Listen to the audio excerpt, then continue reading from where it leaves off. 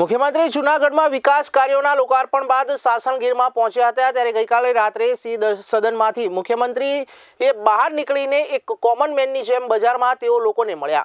એટલું જ નહીં, તેઓ ગીરની પ્રખ્યાત કેરી પ્રોડક્ટ સહિતની સ્થાનિક સ્વદેશી પ્રોડક્ટ, સિંહની પ્રતિકૃતિવાળી હસ્તકલાની ચીજવસ્તુઓ વેચતા વેપારીના સ્ટોલ પર પહોંચ્યા અને સ્વદેશી ચીજવસ્તુઓ અને હસ્તકલાની ચીજવસ્તુઓ વેચતા વેપારીઓને પ્રોત્સાહન આપ્યું।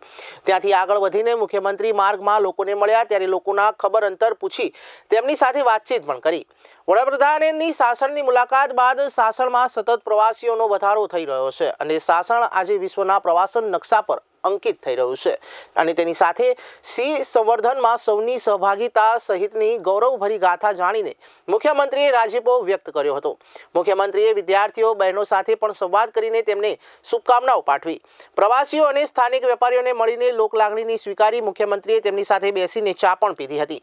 મુખ્યમંત્રી ભૂપેન્દ્ર પટેલની સરળતા, નિખાલસતા અને સંવેદનાસભર સ્વભાવ સાસણના લોકો, સ્થાનિક વેપારીઓ અને પ્રવાસીને હૃદયમાં સ્પર્શી ગયા હતા।